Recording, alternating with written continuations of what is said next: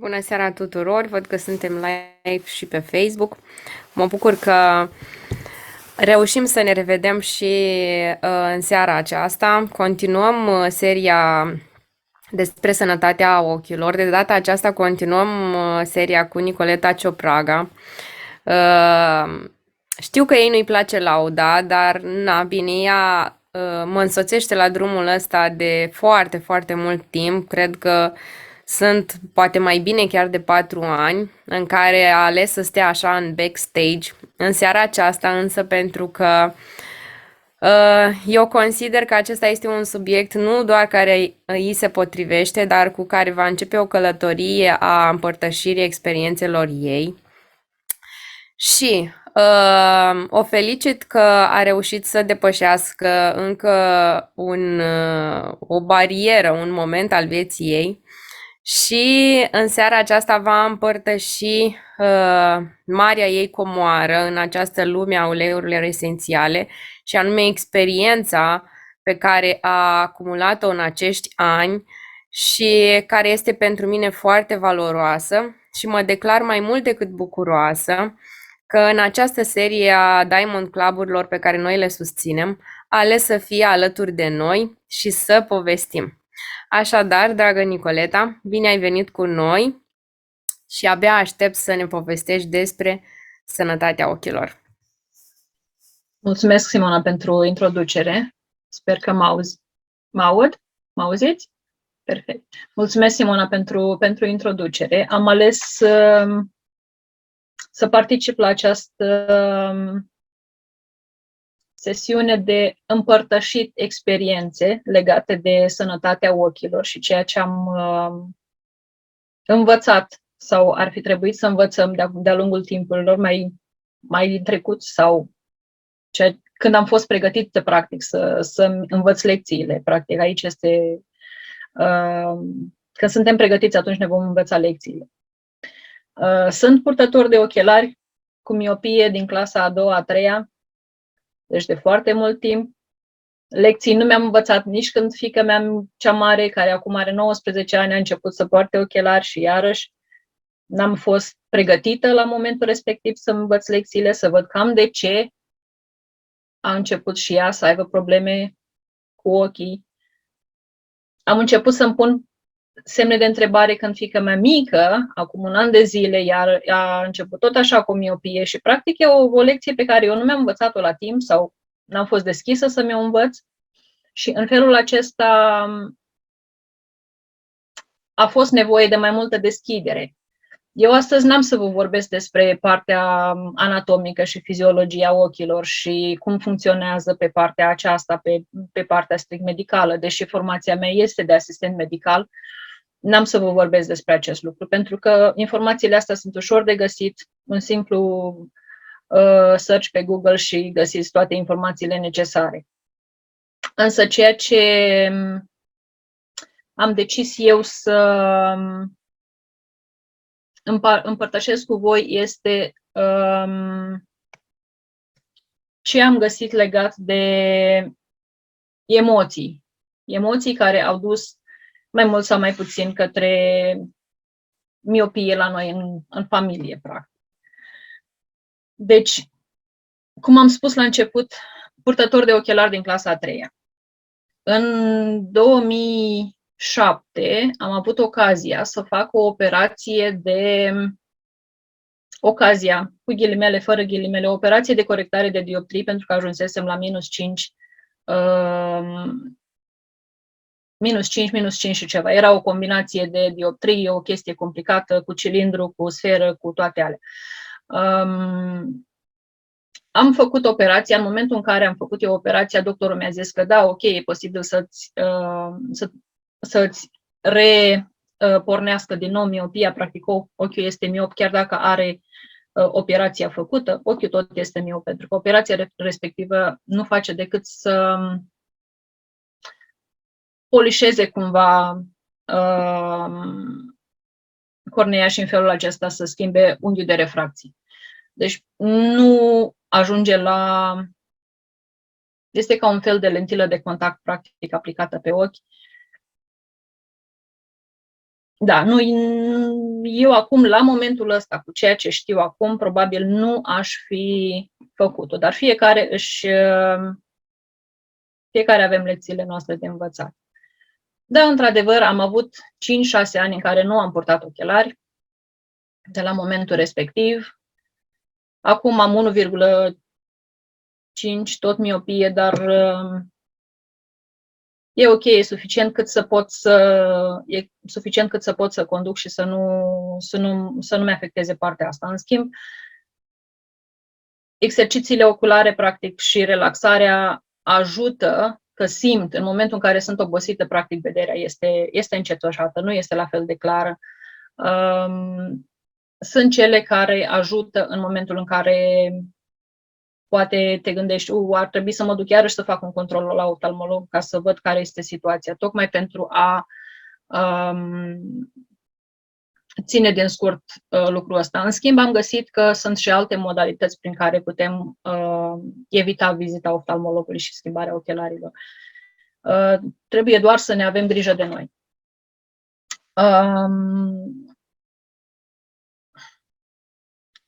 Conflicte, da, sunt în funcție de fiecare. Cu toții avem nesiguranțe, cu toții avem frici, cu toții avem pe care nu le-am depășit. Sunt conștiente sau sunt inconștiente, sunt lucruri pe care nici nu le realizăm că sunt acolo în spatele nostru, care stau în subconștient și care ne țin în loc, practic. Mai mult, fricile și nesiguranțele noastre sunt cele care ne împiedică să vedem lumea, practic, cu alți ochi. În continuare, am selectat o serie de probleme oculare frecvente pentru care am căutat diverse răspunsuri. Sper că cei care vor asculta această prezentare vor găsi câteva aha-uri prin care să-și răspundă la niște semne sau să-și pună niște semne de întrebare, oare de ce, sau de ce, uite, miopia la mine, sau crește, sau orice altă situație apare. Și în felul acesta ajungem la partea emoțională, de unde, practic, pornesc toate problemele fizice pe care le avem. Că inițial, așa cum știm, există o problemă pe fond emoțional, care ulterior își pune amprenta pe parte fizică. Astfel, miopia, legat de miopie,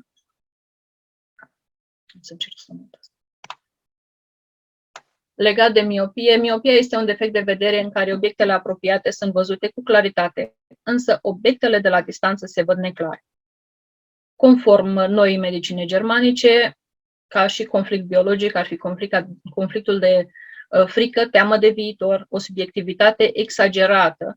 Expresia a nu vedea mai departe de vârful nasului descrie foarte bine această stare de spirit de a nu vedea în depărtare, din lașitate sau din lene sau din cauza decepțiilor vieții. Practic, nu vrem să ne asumăm, practic, probleme mai îndepărtate sau situații care pervin, în care le avem în viitor. Nesiguranța față de viitor ne face să vedem lucrurile mai grave și mai neliniștitoare decât sunt în realitate. Se pare că nu sunt pregătiți să le înfrunt. Vederea la distanță este afectată de mușchii oculari contractați și tensionați. Aici este foarte importantă relaxarea și exercițiile oculare. Chiar vă invit să vedeți mâine prezentarea Migdanei legată de exercițiile oculare. Sunt de bază, practic, în evitarea agravării unor situații deja existente sau chiar rezolvării acestor situații legate de sănătatea oculară. Există o ceață care mă împiedică să văd pericolul de departe. Sunt capabil să îmi văd de viața mea de zi cu zi, tascurile minore pe care le avem și astfel, dar de viitorul apropiat, dar mi este greu să îmi creez propria versiune asupra viitorului și să văd posibilitățile în fața mea, să îmi depășesc fricile și nesiguranța. O soluție la această la miopie, practic, eu am găsit așa, acceptând să văd lumea exterioară, voi învăța mai multe despre mine. Viziunea mea se va lărgi și îmi voi dezvolta spațiul meu interior, aleg drumuri noi, am încredere în mine, accept faptul că fiecare persoană este responsabilă de propria ei viață. Văd viitorul într-o lumină frumoasă și pozitivă și se va manifesta așa în viața mea. Practic, optimismul pe care ar trebui și încrederea în viitor este baza în rezolvarea acestei situații. Și eu cred că nu numai pentru miopie sau problemele oculare, practic. Pentru multe alte situații. Aici, da, discutăm despre problemele oculare, însă probabil prin soluțiile astea și pe care le avem astăzi vom putea găsi rezolvări și pentru alte situații fizice, pe plan fizic și emoțional. Am atașat aici un blend, Drive My Dream, care susține încrederea în destinul propriu, aduce speranță, optimism, entuziasm, inima se deschide și este receptivă către posibilități și nu către îndoieli. Să nu-ți fie frică, deschide-te către noi oportunități și bucură-te de călătoria asta numită viață. Lasă destinul să-ți curgă prin vene. Acest blend, Drive My Dream, conține 8 picături de bergamot, 5 picături de clary sage, 3 picături de Douglas Fir, 3 de eucaliptus, 2 ylang-ylang, 2 picături de lavandă și 2 de tangerin, aplicate în jurul buricului și pe proiecția inimii. Acest blend se face într-o sticluță de 5 ml cu ulei de cocos fracționat.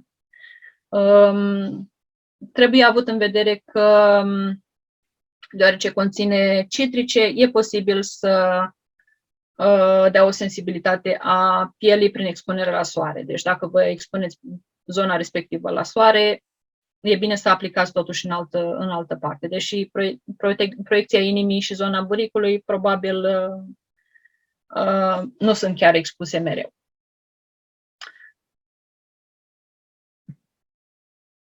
Legat de hipermetropie, hipermetropia este un defect de vedere în care obiectele din depărtare sunt văzute cu claritate, însă obiectele apropiate se văd neclare.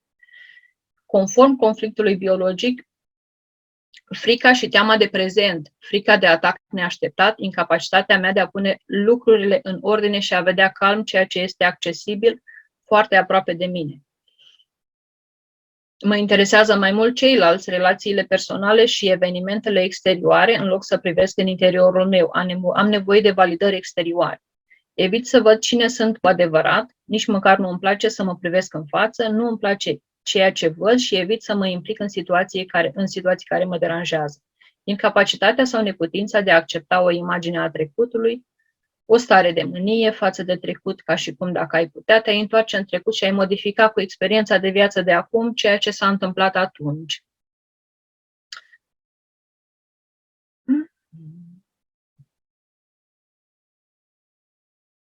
Soluția pe care am găsit-o, accept să văd situația mea actuală cu toată frumusețea ei și știu că sunt în siguranță aici și acum. Accept să îmi privesc în față emoțiile și situațiile în care mă aflu și în care nu mă simt confortabil. Doar prin acceptarea de a vedea prezentul voi putea crea viitorul, deoarece trebuie să conștientizez ceea ce vreau să schimb și să-mi folosesc toată energia pentru a crea o lume nouă, adaptată nevoilor mele. Accept să îmi ascult înțelepciunea interioară care se exprimă prin intuiția mea. Pentru această situație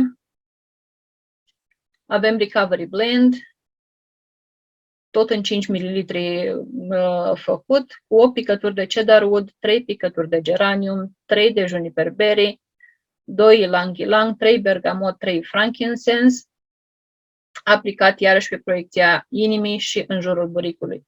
Când avem parte de un șoc în viața noastră, când ne simțim împrăștiați și deconectați, acest blend ne poate reda forța de a ne aduna, aduce iubirea și suportul necesar ca să putem trece cu grație prin momente dificile, ne ajută să ne simțim împământați, centrați și împliniți în fiecare aspect, astfel încât următorul capitol al vieții noastre să fie cu bucurii și realizări. Astigmatismul, o altă problemă vizuală, este un viciu de refracție cauzat de modificarea formei corneei sau a cristalinului, ceea ce determină obiectele privite să nu fie focalizate într-un singur punct pe retină și să apară deformate, vedere încrucișată, iritarea ochilor, dificultate de a vedea pe timp de noapte, vedere încețoșată, distorsionată, neclară. Conflict biologic conform noii medicine germanice, nu mai vreau să-mi arăt suferința. Conflict legat de a avea o viziune încețoșată asupra cuiva sau ceva, sau de a fi dezamăgit de cineva. Îl iubesc și îl urăsc în același timp. Practic, nu știi ce vrei. Conflict legat de distorsionarea realității, refuz realitatea. Imaginea mea reală este departe de realitate, mai bine să nu văd detaliile. Nu vreau să arăt că sunt afectat. Soluție, accept realitatea așa cum e și încerc să văd ce am de învățat din situația aceasta. Clarimix este un mix de uleiuri care se folosesc în capsulă vegetală.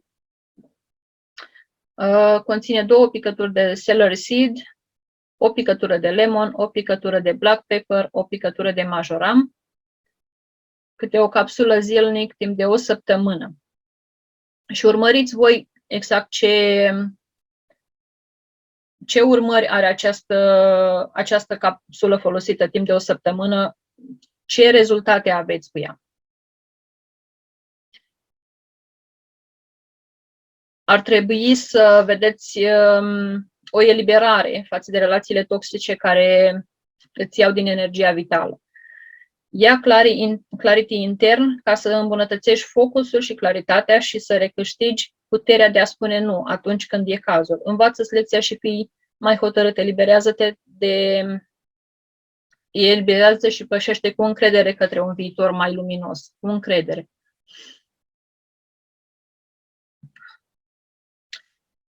Strabismul apare atunci când un ochi este orientat într-o direcție diferită față de celălalt ochi. Datorită vederii dubli, în cazul acesta, creierul stopează imaginea transmisă de ochiul divergent și astfel creează ambliopia, ochiul leneș. De aceea strabismul și ambliopia sunt asociate. Chiar și aici le vom discuta cumva la comun. Blendul la final este pentru ambele situații, strabis și ambliopie. Conflict biologic, conform noii medicini germanice, strabismul denotă contradicții, dualități sau incertitudini față de realitățile mele cu cei din jur. Strabismul convergent este un sens intens cu referire la un pericol orientat spre interiorul nostru. Pericolul este acela pe care individul trebuie să-l țintească. Dacă pericolul este în imediata vecinătate a câmpului vizual central, atunci stresul este intens în mod special. Soluția pentru aceasta, pentru a-mi uni percepția, trebuie să observ lucrurile din toate unghiurile posibile și să accept realitatea. Devin atent la toate mesajele pe care mi le transmite corpul meu și descoper viziunea vieții în totalitatea ei. În loc să îmi găsesc siguranța în jurul meu, accept să o capăt în interiorul meu. Las deoparte lucrurile care m-au influențat în viață și îmi creez o viață plecând de la nevoile mele, de la aspirațiile mele, de la forțele mele interioare. Astfel îmi voi găsi stabilitatea interioară. Dacă trăiesc în armonie, ochii mei își vor relua poziția normală, punctele mele de vedere pot fi diferite de ale celorlalți. Important este să-mi fiu fidel mie însumi. Iar strabismul divergent este un stres referitor la un pericol într-un context care ține de emoții. Pericolul vine de afară, vederea persoanei trebuie lărgită deoarece trebuie să fie atentă la tot, să aibă o vedere panoramică. Exemplu, un copil se panichează deoarece e frică să nu fie atacat de cei din jur. Am nevoie de o vedere maximă pentru a observa orice prădător care vine spre mine. Trebuie să știu în orice moment unde pot să mă ascund pentru a putea scăpa de orice amenințare posibilă. Mă simt într-o poziție de victimă sau de neputință. Mă văd ca o pradă ușoară deoarece mă simt foarte fragil. Astfel, accept să trăiesc momentul prezent și să privesc fiecare situație în față. Sensibilitatea mea mă ajută să iau decizii mai clare, știind că sunt tot timpul îndrumată și protejată.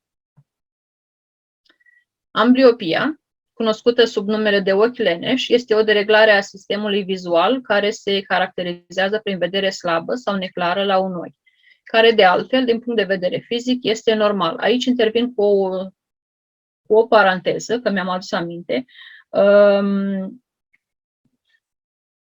Fiica mea, care acum are 19 ani, la 6-7 ani, a fost diagnosticată cu acest ochi leneș, exact așa mi s-a spus de la medic, și i s-a dat o prescripție de ochelari și de acolo am început călătoria și vizitele regulate către oftalmolog. În condițiile în care, acum știu, că ochiul era perfect din punct de vedere fizic și că ceea ce am fi avut nevoie la momentul respectiv probabil ar fi fost, în loc de prescripția de ochelari, exerciții oculare. La momentul respectiv. Și de acolo tot au crescut dioptriile și tot. Aici e o lecție pe care ne-o asumăm așa cum e. Conflict biologic conform noii medicine germane. Ochiul leneș este deseori asociat cu întrebarea vitală. A fost fericită mama în perioada în care aștepta copilul? Slăbiciunea vieții este egală cu slăbiciunea văzului. Conflictul de separare de unul dintre părinți sau separare între părinți. Am notat aici un blend. Se numește Press Play, cu 5 picături de green mandarin, 2 picături de cinnamon, 2 picături de lavandă, 3 picături de wild orange, 3 eucaliptus, 2 picături de lemon, o picătură de spearmint, aplicat pe încheieturile mâinilor și pe tălpi, pe încheieturile interioare, așa, pe mâinilor și pe tălpi.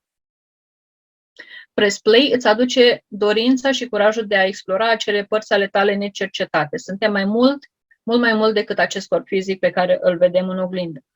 Mergi în aventura descoperirii de sine și vezi de ce ești în stare. Acest blend este potrivit de folosit atunci când lenea te consumă și nu pare a vedea strălucirea vieții. Cinnamon și green mandarin aduc lumina strălucitoare în scenă și ne face jucăuși. Devenim irezistibili, magnetici și eliberați pe măsură ce înaintăm în jocul vieții și al cunoașterii de sine. Cataracta este rezultatul opacifierii cristalinului. Focalizarea imaginii se produce prin intermediul mișcării cristalinului. Cristalinul devine rigid și opac, folosindu-se de cataractă ca și soluție biologică. Conflict de bază, super complicat să văd ceea ce este în fața ochilor mei. Nu vreau să mă concentrez, să focalizez. Nu cred ceea ce văd și văd ceea ce nu ar trebui sau văd ceea ce nu ar trebui să văd. Aș vrea să evit să văd ceea ce se petrece. Pericolul încă nu este aici, dar este de neocolit și aș vrea să încetinesc acea clipă în care retina mea observă pericolul. Cataracta este bariera care acoperă, care încetinește sau împiedică pătrunderea informației sau agresorului să ajungă la mine. Nu vreau să mă focalizez pe detalii. Aceasta consolidează cristalinul și îl opacizează. Văd viitorul cu un ochi întunecat și acoperit, fără bucurie, fără veselia inimii. Este posibil să am o atitudine egocentristă și să vreau să văd viața doar așa cum vreau eu, fără să țin cont de realitatea celorlalți. Mă simt izolat, singur, în colțul meu de lume, am nevoie de ceilalți, aș vrea să îmi pot trăi emoțiile în prezența celor dragi, dar îmi este teamă de reacțiile lor. Sau aș adăuga aici, cei dragi sunt mult prea departe de casă și astfel le duc dorul. Asta aș adăuga eu separat și știu eu de ce. Soluția: accept să fac un efort pentru a privi în interiorul meu și a vedea lumina și frumusețea din jurul meu, așa voi trăi din plin. I am worth it, blend de 5 ml cu 35 de picături de Magnolia Touch, 2 picături de Melissa, 3 picături de Wild Orange, 3 picături de grapefruit, 3 picături de bergamot și 2 picături de lavandă. Aplicat iarăși pe proiecția inimii și în jurul buricului, folosește acest blend pentru a-ți accepta întru totul frumusețea divină și darul tău. Duce la a te iubi și respecta pe tine însuți pe toate nivelurile, prin obiceiurile de a avea grijă de tine, de aspectul fizic, interacțiunile zilnice cu ceilalți, selectezi din media ceea ce vrei să vezi sau să auzi. Dacă simți că ceva nu-ți aduce plus valoare, nu-ți pierzi timpul cu activități care nu te ajută, felul în care îți trăiești viața de zi cu zi, chiar și gânduri pe care le ai în legătură cu viitorul tău. Permite acestui blend să te îndrume să stabilești standarde care te pun în valoare. Ești o ființă magnifică, trăiește viața din plin. Degenerescența maculară este calcifierea fundului de ochi. Persoana dispune de vedere periferică, fiind afectată vederea centrală din cauza modificărilor la nivelul maculei. Macula este o porțiune mică a retinei. Pierderea vederii centrale pentru cineva sau ceva, o persoană a fost martură la moartea cuiva, individul înfruntă moartea sau se desparte definitiv de o persoană, sau individul nu mai vede pe cineva, persoană iubită. Această viziune pe care nu o suport mă face să mă deconectez de lume. Nu mai vreau să o văd, mă întreb ce mai caut aici. Ca și soluție, de acceptat faptul că încă mai am un rol de jucat pe acest pământ, prin prezența mea manifest iubire și lumină, care iradiază asupra celor din jurul meu, mai ales a celor pe care îi iubesc. Decid să îmi împlinesc visele, să las viața să curgă în mine, corpul meu își are și mai ales ochii mei se vor regenera și voi avea toată energia necesară pentru a trăi viața din plin. Ca și blend pentru difuzor de data aceasta, Dreamweaver, ridică-te și continuă-ți călătoria cu 2 picături de peppermint, 2 picături de lemon, o picătură de roman chamomile, o picătură de Siberian Fir, o picătură de bergamot. Azi este prima zi a restului vieții tale. Acest blend te ajută să te reconectezi cu calea ta. Folosește Dreamweaver și reproiectează-ți planurile tale astfel încât să-ți trăiești viața din plin. Glaucomul este determinat de exces de lichid atât în camerele anterioare ale ochiului, cât și în umoarea vitroasă, producând o tensiune în interiorul ochiului. Acest exces de lichid are efectul unei lupe. Conflict biologic este conflict al omului ingenios, o anxietate uriașă legată de viitorul apropiat. Vreau să obțin mai repede unele lucruri, să dispară spațiul dintre mine și acele lucruri sau persoane dragi. Aceste lichide din interiorul ochiului, care provoacă o creștere a presiunii intraoculare, simbolizează toate lacrimile care ar fi trebuit să curgă de-a lungul vieții. Resentimente vechi, refuzul de a ierta. Pot avea impresia că sunt depășit, subjugat de viață și frica de viitor. Glaucomul mă obligă să privesc doar înainte și nu în lateral, ca și cum aș purta ochelari de cal. Am impresia că am ratat sau am trecut pe lângă anumite lucruri din viața mea și am resentimente din această cauză. Accept să înlătur vălul care mă acoperă și să văd lumea cu iubire și tandrețe. Nu mă mai agăs de ceilalți și trăiesc intens în prezent. Iert și accept să văd viața cu mai multă toleranță. Cry It Out, blend pentru difuzor iarăși, cu 2 picături de basil, de busuioc, 2 picături de lavandă, 2 picături de cedarwood și o picătură de lămâie. Fie că ești la capătul răbdării sau ești în mijlocul unei furtuni în viața ta, difuzează Cry It Out timp de 8 ore pentru a-ți recunoaște fricile, îngrijorările și durerile care te paralizează și te țin pe loc. Permite-ți timpul necesar să stai în liniște lângă difuzor. Acordă-ți spațiul necesar să-ți cunoști durerile, fricile. Acest blend este de asemenea bun atunci când simți că trebuie să-ți descarci sufletul, să plângi, să te eliberezi, însă nu poți, parcă lacrimile au secat. Cum susținem sănătatea ochilor?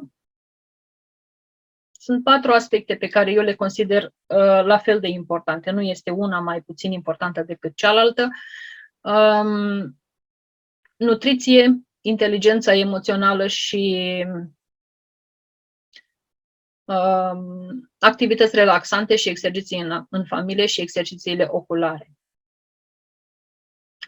Legat de nutriție, aici evident este vorba de o dietă echilibrată, bogată în alimente vii, neprocesate, organice, cât de mult posibil, vitamine necesare pentru buna funcționare a ochilor, vitamina A, luteina și zeaxantin sunt extrase de corp din beta-caroten. Morcov, suc de morcov, ardei, gras, spanac și varză. Aici sunt date doar câteva exemple de unde le puteți obține din alimente. Într-adevăr, obținerea vitaminelor prin nutriție este cea mai bună variantă, că natura este cea care ne dă cele mai bune vitamine sau vitaminele de cea mai bună calitate.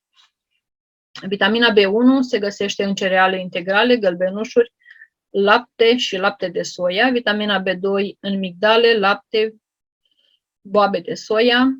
B6, banane, în orez brun, morcov, pui, ouă, cereale, pește. Vitamina B12, pește, ouă, produse lactate, alge marine. Vitamina C în struguri, măceșe, lămâi, lime, portocale, pepene galben, roșii. Vitamina D, ulei de cod, gălbenuș, pește gras. Vitamina E menține elasticitatea mușchilor ochiului și a lentilelor, germeni de grâu, migdale, nuci, uleiuri presate la rece, calciu. Legume cu frunze verzi, găsit în legume cu frunze verzi și sardini. Eu vă spun sincer că la momentul acesta nu stau să mă uit să văd că e varza în farfurie sau că e morcovul sau că sunt vitamine luate sunt suficiente, pentru că știu că prin alimentația modernă nu aducem un aport suficient de vitamine și astfel nu ne lipsește ca și obicei zilnic, pachetul Lifelong Vitality, Terrazyme, PB Assist, Bon Nutrient sunt folosite cu succes pentru a suplimenta aportul nutritiv și a compensa carențele de vitamine din alimentația modernă.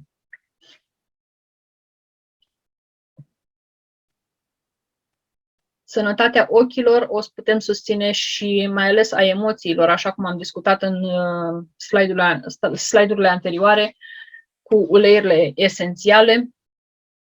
Ele ne pot susține atât pe plan fizic cât și emoțional. Astfel Clarisage este uleiul clarității și viziunii. Are capacitatea de a susține vederea, viziunea și reduce oboseala oculară. Helichrysum, uleiul durerilor, susține țesutul nervos și acuitatea vizuală. Cypress este uleiul fluxului și mișcării, susține circulația și fluxul sanguin. Rozmarin, uleiul cunoașterii și al tranziției, reduce stresul oxidativ, preventiv, degradarea celulelor oculare. Lavanda este uleiul comunicării, reduce senzația de ochi uscați, îmbunătățește circulația, regenerarea celulelor. Menta este uleiul inimii ușoare și susține oxigenarea celulelor oculare. Lemongrass este uleiul de curățare, menține și îmbunătățește sănătatea țesuturilor, dilată vasele de sânge, favorizând oxigenarea și fluxul sanguin. Tămâia este uleiul adevărului, susține acuitatea vizuală. Roz, uleiul dragostei divine, uleiul esențial cu cea mai înaltă frecvență, reduce roșața ochilor obosiți, reduce ridurile fine din jurul ochilor. Salubel, uleiul spiritualității, combină puterea uleiurilor de vibrație înaltă și uleiuri de împământare pentru susținerea conexiunii între spirit și corp. Conține frankincense, hawaiian, sandalwood, mir, lavandă, helichrysum și roz.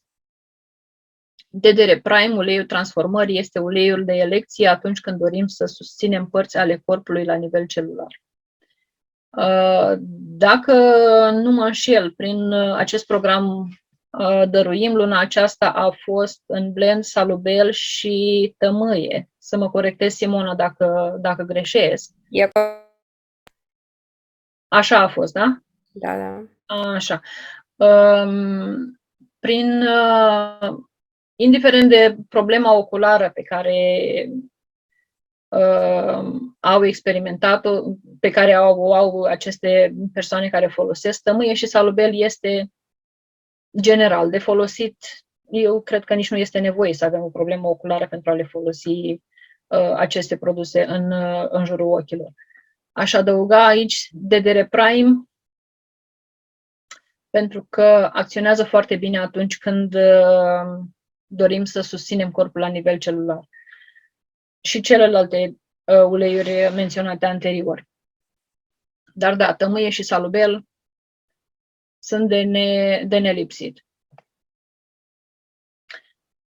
Activități relaxante și exerciții în natură. Da, pentru că am observat prin toate problemele de vedere discutate anterior au în comun tensiunea, rigiditatea fizică la nivelul mușchilor oculari sau de percepție, de viziunea noastră asupra lumii. Putem spune că soluția problemelor de vedere și nu numai se află în schimbarea modului de a vedea rolul nostru pe această planetă și încrederea în forțele noastre. Exercițiile în natură ne eliberează de stres, ne relaxează, ne conectează cu noi înșine și cu sursa noastră de energie vitală. Aș adăuga aici, cu ajutorul aplicării Sinfonia Celulelor, aducem natura mai aproape și o stare de bine atât pentru sănătatea ochilor, dar mai ales pentru o stare de bine a noastră cu noi înșine. Recomand următoarele aplicații Symphony of the Cells, deși nu m-aș limita doar la astea. Cardiovascular, celular, chi și emobic. Aș adăuga aici, dacă mă gândesc, și solar ar fi bun, și protocolul de iertare ar fi bun, gândindu-ne la ceea ce am discutat anterior, la conflictele emoționale care duc la probleme oculare. Deci nu m-aș limita doar la acestea. Iar pentru exerciții oculare vă invit, cum am menționat anterior, mâine la prezentarea Migdanii Ștefănoare pentru detalii amănunțite de acest subiect, în condițiile în care exercițiile oculare veți vedea că sunt foarte importante și musculatura ochilor trebuie, practic majoritatea problemelor oculare provin din